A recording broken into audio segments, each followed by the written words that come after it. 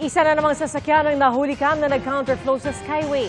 At bago pa gumulong ang investigasyon, agad ipinag-utos ng Transportation Department ang habang buhay na pagkansela sa lisensya ng driver. Nakatutok si Von Aquino. Sa kuhang ito ng CCTV, pasado 3:00 kanina madaling araw, makikita ang sasakyang ito na sinasalubong ang iba pang mga sasakyan sa opposite lane ng Skyway sa bahagi ng Bikutan sa Parañaque. Sa isa pang kuha, makikitang nagpa-flash pa ito ng kanyang headlight habang nagka-counterflow. Sa report ng Regional Highway Patrol Unit NCR at SLEC Sub-Office, umakyat sa Skyway Elevated Doña Soledad Toll Plaza northbound ang driver. Pero habang tinatahak nito ang northbound, nakakita umano ito ng bukas na steel bollard sa middle lane at lumipat sa southbound. Dito na siya nakita ng Skyway personnel. Nahuli ang driver sa Skyway Elevated sa harap ng Taguig Pateros Hospital. Inisyuhan siya ng violation receipt o temporary operator's permit para sa reckless driving at illegal counterflow. Sinabi ng driver sa Skyway personnel na akala nito'y pwedeng mag-counterflow. Ayon kay Transportation Secretary Vince Dizon, nag-counterflow ang driver matapos mag-U-turn sa Bikutan exit sa bahagi ng Doña Soledad. May sinasabi na nawala siya. Pero based dun sa CCTV footage ng Skyway, nag-U-turn siya illegally dun sa exit So ibig sabihin, kung nag-U-turn ka, alam mo yung ginagawa mo, hindi yung basta-basta ka na lang nawala Sabi ni Transportation Secretary Vince Dizon, nag-issue na ng show cause order ang LTO at sisimulan na ang investigasyon nito bukas. Pero bago pa man yan, iniutos na ni Secretary Dizon ang perpetual revocation ng lisensya ng driver. Kung ipatutupad, hindi na siya pwedeng magmaneho habang buhay. Hindi natin pwedeng palampasin. So, ito na yung ating inutos sa LTO. Kailangan mag-set tayo ng example dito na hindi pa pwede itong mga ganitong klaseng pang-aabuso sa kalye. Kasi potentially nakakamatay itong mga ganitong mga awa ng Diyos, wag ang nangyari. Sinusubukan pa ng GMA Integrated News na hanapin ang driver para makuna ng reaksyon. Dati nang may mga nangyaring pag-counterflow ng sasakyan sa Skyway. Takaw disgrasya ito at nakamamatay pa. Paalala ng DOTR sa mga motorista, maging responsable, sumunod sa batas trapiko at mag-ingat dahil buhay ang nakasalalay sa pagmamaneho. Privilege ka ng lisensya, hindi yung karapatan. Ibig sabihin, kapag hindi ka sumunod, pwedeng-pwede yung tanggalin sa'yo, yung pribilehiyong yan. Para sa GMA Integrated News, Von Aquino, nakatutok, 24 oras. Babala po mga kapuso, sensitibo ang susunod na balitang inyong mapapanood. Sa General Trias, Cavite, nahati po ang katawan ng isang lalaki matapos masagasaan ng kotse at makaladkad pa ng truck. Nakatutok si Jonathan Andal. Oh my God! Naputol yung katawan niya!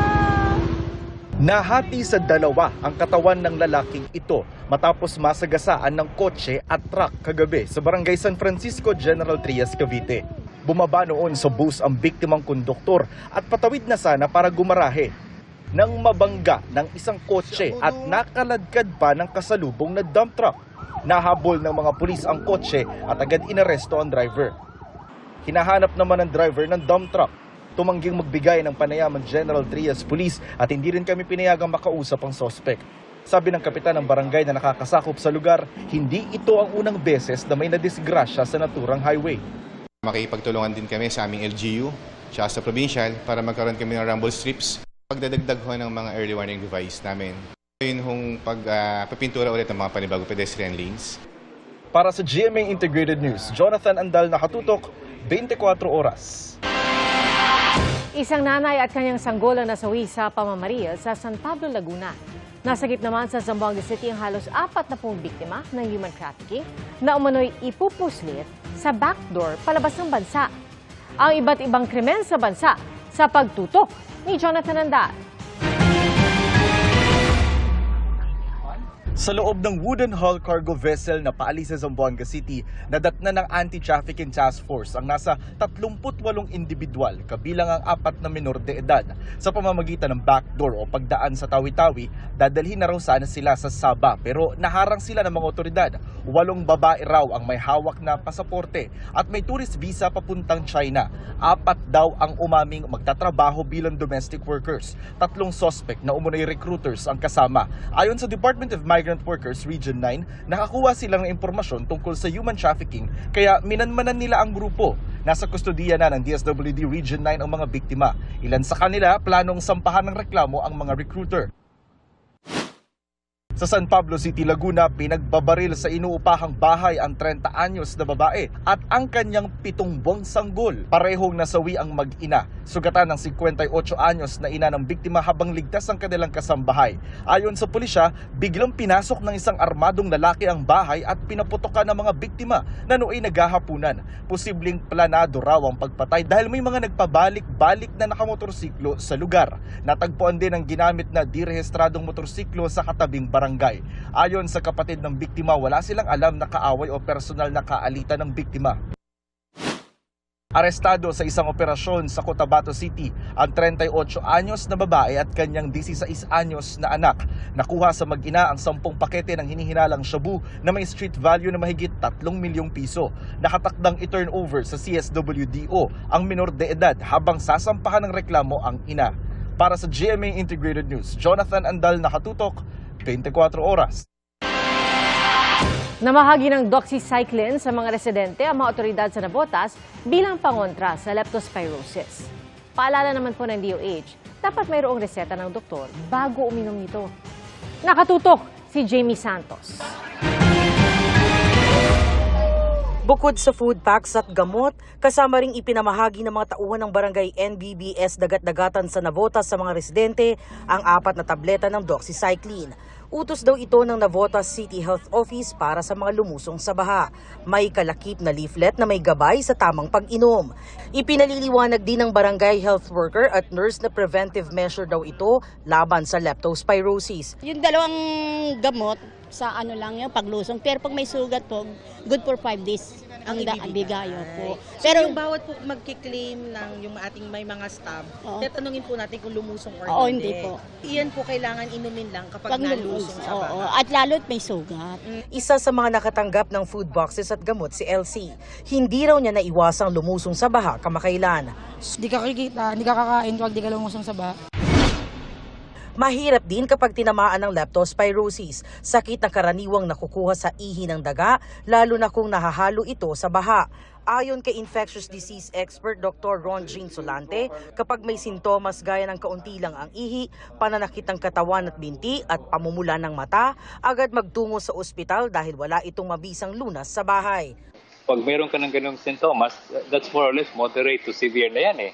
So, kailangan mo ng antibiotic niya na ipadaan sa swero. Kung malayo kayo sa hospital, or especially sa mga area na very low ang access, siguro by the time na mag-unang may mga sintomas na kayo, mga nag-lepto, alam niyo na sumugod kayong pumupunta sa hospital, it will really take time pero mas maigi na magpunta na lang kaysa yung severe na. Bagamat doxycycline ang antibiotic na palaging ginagamit laban sa leptospirosis para sa mga lumusong sa baha, may sugat man o wala, paulit-ulit na babala ng Department of Health, dapat may reseta muna ng doktor bago uminom nito. Hindi kasi OTC o over-the-counter ang doxycycline at kapag mali ang pag-inom, pwedeng mawalan ito ng bisa at magdulot ng mas matagal o mas malubhang sakit.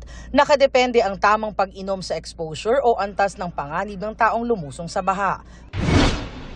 Sa ngayon, nasa 130 cases ng leptospirosis ang naitala sa San Lazaro Hospital nitong mga nakaraang linggo. 15 ang nasawi. Pero ang tingin ko dito, hindi ito aabot sa yung health emergency. If we are going to extend yung incubation niya na 3 weeks, mukhang meron pa rin tayong mga kaso next week, beginning next week, pero hindi na ganun kadami ito, pakunti-kunti na lang. Para sa GMA Integrated News, Jamie Santos, nakatutok 24 oras. Matapos ang oil price hike, asahan ng rollback sa presyo ng petrolyo sa Martes. At sa tansya po ng kumpanyang Unioil, piso at 30 sentimo hanggang piso at 50 sentimo ang posibleng tapyas sa kada litro ng diesel. 50 hanggang 70 sentimo naman sa kada litro ng gasolina. Ayon sa Oil Industry Management Bureau, ilan sa madahilan ng rollback ay ang pagtaas ng pandaigdigang supply ng langis at ang kawalan ng katiyakan sa polisiya ng taripa ng Amerika sa mga bibili ng Russian oil. Nagsama-sama ang mga estudyante at space science experts ngayong Philippine Space Week sa pangunguna ng Philippine Space Agency o PhilSA. At kabilang sa mga highlight ng exhibit, ang replika ng satellite para sa land and coastal imaging na target pong i-launch sa susunod na taon. At ang mga nadiskubreng meteorite sa bansa. Nakatutok si Katrina Son. Mukhang simpleng mga bato pero lahat galing sa kalawakan. At dito sa Pilipinas bumagsak at natagpuan. Yan ang mga meteorite, gaya ng Pampanga meteorite, Bondok meteorite at Pongo meteorite. Mayroon pang meteorite mula sa buwan at sa planetang Mars. Tampok ang mga iyan sa ginaganap ngayong Philippine Space Week exhibit sa Quezon City. Sino-showcase namin yung 6 out of 7 Philippine meteorites. Parang ordinary rocks lang sila sa unang tingin. No? So ang ginagawa namin, sinashare namin kung ano yung significance nila, yung history nila. Bukod sa mga meteorites na makikita rito, makikita mo rin dito itong tinatawag nila na the original astronaut space pen. Ano nga ba ang kaibahan ng ballpen na to sa ibang mga ballpen? Yung ballpen kasi natin dito, pag binabaliktad mo, minsan hindi na nakakapagsulat, pero yung ballpen daw na ito, kahit bali-baliktarin mo man at nasa kalawakan ay makapagsusulat pa rin daw ito. Layo ng exhibit na ilapit sa mga Pinoy ang halaga ng pag-aaral at pagtuklas sa mga yaman at hiwaga ng kalawakan. To promote awareness on space science and technology, gusto nating i-highlight yung mga contributions ng mga Filipino scientists and engineers. Tampok sa exhibit ang ilang aerospace engineer mula sa Ateneo de Davao University at ang mga ipinanlaban nilang Philippine-made rockets, gaya ng Sibol rocket at Cyclab rocket. Proud daw sila na mapabilang sa International Rocket Engineering Competition sa Texas noong Hunyo. We were actually the first and still currently the only team joining this competition. It's something that could spark the future for Philippine aerospace, since right now I think we're focused more on satellite making and development. Must-see rin dito ang replika ng ilulunsad na satellite para sa land and coastal imaging. Itong satellite na ito is target i-launch next year sa space, and yung mga applications niya ay for coastal monitoring, agriculture, national security, and disaster risk reduction and management. Para sa GMA Integrated News, Katrina Son, nakatutok 24 oras.